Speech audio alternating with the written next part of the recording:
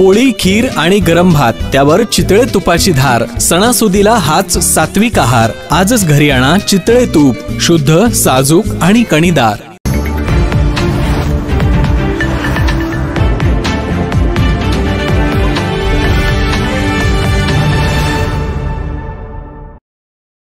या निवडणुकीत वारं फिरल्यानं माजी आमदार के.पी. पाटील यांना विजयी करण्याचे जनतेनेच ठरवले असून त्यांचे आपण साक्षीदार होऊया असे प्रतिपादन बिद्री साखर कारखान्याचे संचालक धनाजीराव देसाई यांनी केले। दरम्यान गद्दार आमदार प्रकाश आंबेडकरांना पराभूत करण्यासाठी मतदारसंघातील सच्चे शिवसैनिक झपाटून कामाला लागले असून त्यांचा पराभव करणारच असा निर्धार शिवसेनेचे उपजिल्हाप्रमुख प्रकाश पाटील यांनी केला।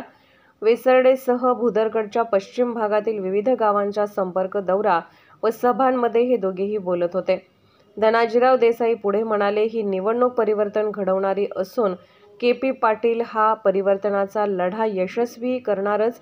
पश्चिम भुदरगडमधील स्वाभिमानी जनताही यासाठी एकवटली असून के.पी. पाटील यांना आम्ही मोठ्या मताधिक्याने विजयी करू। प्रकाश पाटील म्हणाले, पक्षप्रमुख उद्धव ठाकरे यांनी महाराष्ट्रातील पहिली सभा राधानगरी मतदारसंघामध्ये घेऊन आम्हा शिवसैनिकांना प्रत्यक्ष आदेश दिल्याने यावेळी गुवाहाटी रिटर्न खोके सम्राट गद्दार आमदारांना पराभवाची धूळ चारूनच मातोश्रीला के.पी. पाटील यांच्या विजयाची आम्ही भेट देणार आहोत।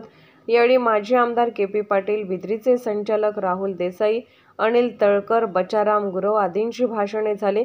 याप्रसंगी राष्ट्रीय मिल मजदूर संघाचे अध्यक्ष निवृत्ती देसाई, विजय बुरुड यांच्यासह प्रमुख कार्यकर्त्यांनी पाठिंबा जाहीर केला। यावेळी करडवाडी, नितवडे, नांदोली, एरंडबे, करंबळी, तिरवडे, दासेवाडी, तांबाळे आदी गावांचा प्रचार दौरा झाला। के.पी. पाटील यांना तिन्ही तालुक्यातून वाढता पाठिंबा मिळत असून भुदरगडचे युवा नेते विश्वजित जाधव यांच्या माध्यमातून आजरा पंचक्रोशीतील सर्जेराव देसाई, सुरेश कालेकर, नामदेव कुकट, पांडुरंग गुरव, विश्वास कोडक, शिवाजीराव देसाई, हरिभाऊ कांबळे, सुरेश पाटील, बंटी देसाई, विक्रम देसाई, प्रताप देसाई, पप्पू देसाई आदी के.पींच्या विजयासाठी मैदानात उतरले आहेत। जाधव यांच्या या जोडण्यामुळे के.पीचे बळ वाढले आहे। कोल्हापूरहून दर्पण न्यूजसाठी अनिल पाटील।